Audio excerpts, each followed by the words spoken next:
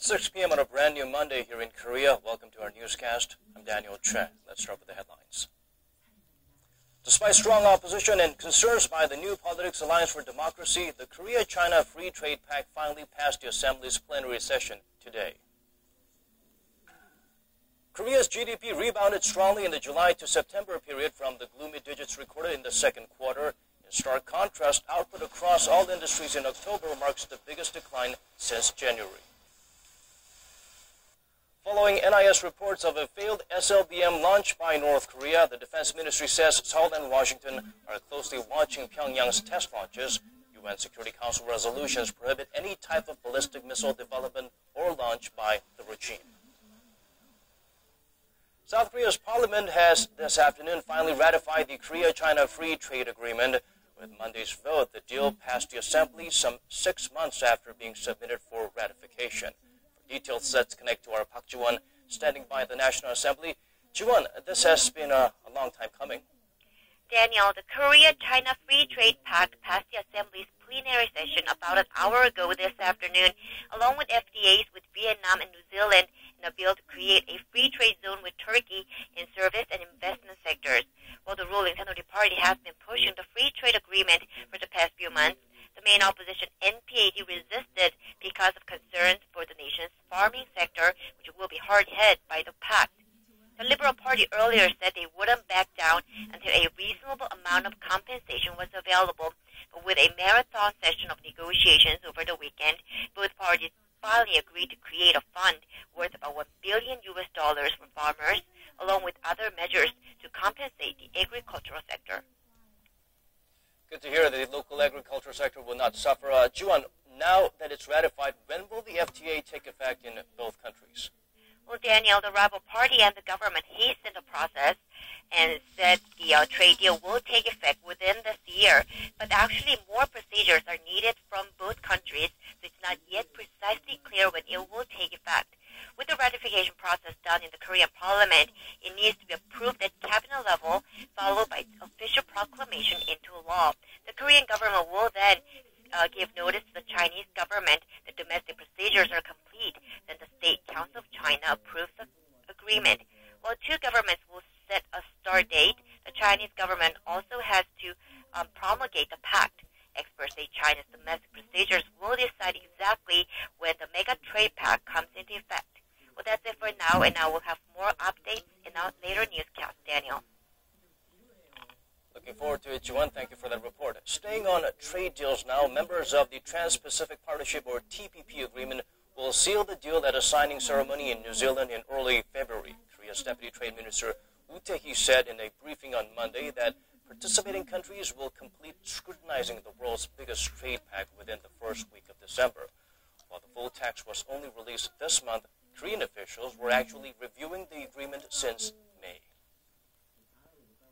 It turns out the Korean economy fared relatively well in the third quarter in comparison to many other major economies. According to OECD data, Korea's GDP grew 1.2% on quarter in the July to September period, a strong rebound from the second quarter when the Korean economy expanded a mere 0.3% compared to the previous 3-month period.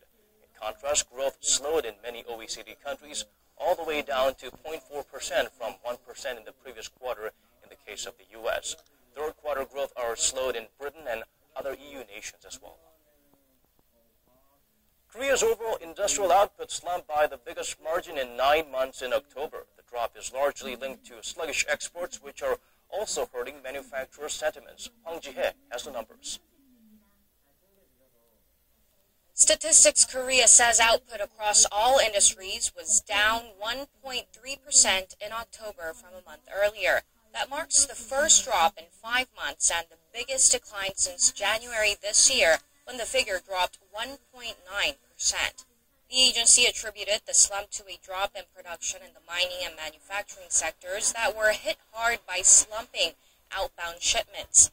Exports have dropped every month this year, and in October, they plunged nearly 16%, posting the biggest decline since the height of the global financial crisis some 6 years ago. Such gloomy data is directly reflected in how businesses are seeing economic conditions.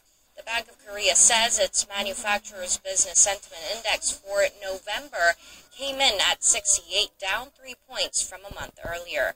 A reading under 100 means pessimists outnumber optimists. But every cloud has a silver lining. On the back of government-led measures to boost domestic demand, retail sales rose 3.1% in October from the previous month, the biggest rise in nearly 5 years. The boosted spending also pushed up output in the service sector by 0.2%. While the finance ministry cites the slowing Chinese economy and the recent terror attacks in Paris as lingering uncertainties for the local economy, it expects the recovery momentum in spending to continue for the time being.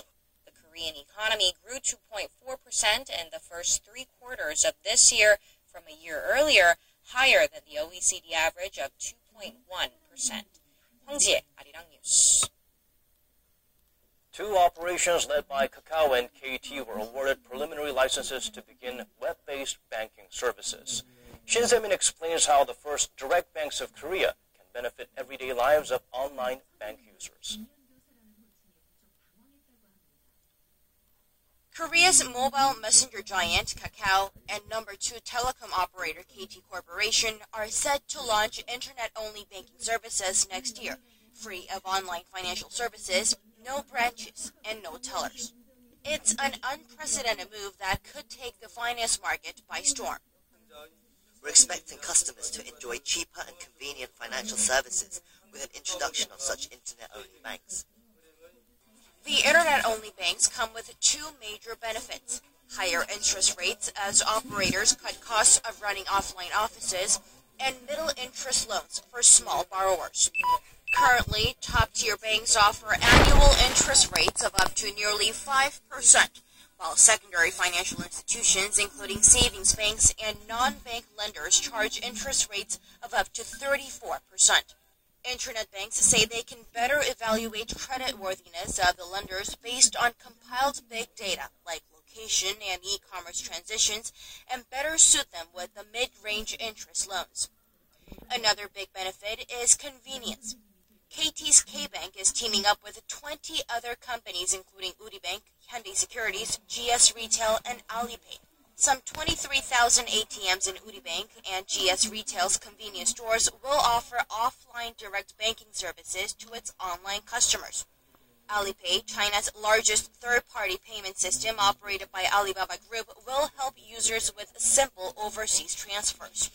Another internet-only bank, Kakao Bank, is expected to roll out differentiated services that can reach customers via its Kakao platform, providing direct mobile brochures and cheaper customer services. Experts say it's a big step forward, and one that's been needed amid a long slump in the banking industry, and it's been making possible with less red tape. By lowering the entry barrier for banks, more competition is expected in the financial circle. But that's also a plus for the consumers, as it gives them more option to choose from. The 2 internet-only banks have to apply for the final approval from the Financial Services Commission for them to start operation within the next 6 months. Shin Se-min, 아리랑 뉴스.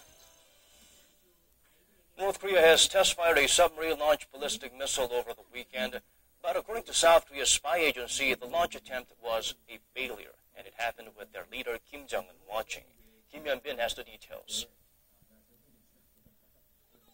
South Korea's National Intelligence Service told lawmakers on Monday that North Korea test-fired an SLBM on Saturday off the east coast city of Wonsan. But they added the launch is viewed as a failure, as the missile trajectory could not be traced. The NIS remarks indicate Pyongyang has yet to master its sought-after missile technology. The agency added that the North's leader, Kim Jong-un, is presumed to have watched over the failed launch. South Korea's Defense Ministry says Seoul and Washington are closely watching North Korea's test launches, adding that the recent launch contravenes UN Security Council resolutions. UN Security Council resolutions prohibit any type of ballistic missile development or launch by North Korea, and Seoul and Washington are closely watching Pyongyang's movements. In May, North Korea claimed it had successfully launched an SLBM, but analysts say that as it flew only 150 meters, the test was more about ejection than a launch. The NIS says they were able to trace the path of the trajectory at that time. This recent test fire comes a little more than a week before the two Koreas are set to hold vice ministerial talks at the Kaesong Joint Industrial Park on December 11th. Kim Hyun-bin, Arirang News. Top nuclear envoys from South Korea, Japan, and the U.S. are scheduled to hold a two-day meeting in Washington on Monday to discuss Pyongyang's nuclear program. This is the first meeting outside the six-party member talks in 7 months between the three countries. Korea's Special Representative for Korean Peninsula Peace and Security Affairs, Hwang Jun-guk, will lead the Seoul delegation. U.S. Special Representative for North Korea Policy, Sung Kim, and Japan's head of the Foreign Ministry's Asian and Oceania Affairs Bureau, Kimihiro Ishikane, are expected to represent their respective countries. The three representatives may hold separate bilateral talks. Turning back to domestic politics, Korea's main opposition party is in the grips of an internal power struggle that's pushing it further into turmoil. The strife intensified when former New Politics Alliance for Democracy co-chairman An Cheol-soo refused a three-way joint leadership proposal from NPAD chairman Moon Jae-in. Moon's plan would see him, An, and Seoul Mayor Park Won-soon leading the party. Instead, An has proposed a special national convention to elect a new leader for the Liberal Party. He says it could add new momentum to the party's reform efforts and help ease factional feuds. Moon says he is still deciding whether to accept An's proposal. President Park Geun-hye is in Paris for a critical UN climate conference where leaders are seeking agreement on a new global approach to climate change. In a speech to the conference, the president will outline Korea's efforts to counter climate change and lay out how Korea intends to meet its own ambitious targets. Hwang Sung-hee reports from Paris. President Park arrived in Paris on Sunday to attend the UN Climate Change Conference. She'll be received by French President François Hollande and UN Secretary General Ban Ki-moon at Monday's opening ceremony. Here, President Park will address some 140 heads of state. Through her keynote speech, President Park will join international efforts for the launch of a new climate system. She will also explain Korea's efforts to counter climate change by proposing a target for emissions reductions and contribution to the Green Climate Fund. Previously, the UN-led talks focused on haggling over the developed world's targets for emissions reductions. But this year, they emphasize action by all countries. All participants submitted national climate change plans ahead of time, known as intended nationally determined contributions. Korea has set the ambitious goal of slashing greenhouse gas emissions by 37% by 2030. As an end product of this year's meeting, world leaders are aiming to achieve a successor treaty to the 1997 Kyoto Protocol. Korea's presidential office says the global climate talks will be an opportunity for Korea to assert itself as a middle power, as it will serve as a bridge between advanced and developing nations. Hwang Sung-hee, Arirang News, Paris. In the lead-up to the conference, police and protesters clashed in Paris as a few hundred people turned out for a previously planned climate march despite a blanket ban on demonstrations following the terror attacks in the French capital. Kwon Jang-ho has details. Peaceful environmental demonstrations descended into violence as about 200 anti-capitalists and anarchists in masks became involved in a mass brawl with police. The incident occurred in the main Paris square where tributes had been laid for the victims who died in the Paris shootings just over 2 weeks ago. Flowers were trampled and candles are said to have been thrown. Over 100 people were arrested and climate activists were quick to distance themselves from those involved.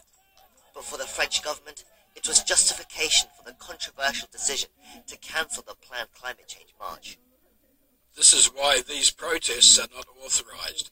We knew there would be troublemakers who, by the way, have nothing to do with climate activists or those who want the conference to succeed and who are there only to create problems.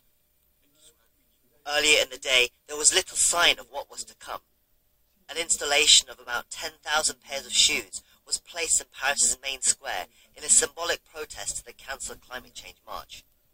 The shoes included those donated by UN Secretary General Ban Ki-moon and Pope Francis. There was also another symbolic demonstration where hundreds of people linked arms to form a human chain along the route of the cancelled march. A gap in the chain was left in front of the Bataclan concert hall, where 89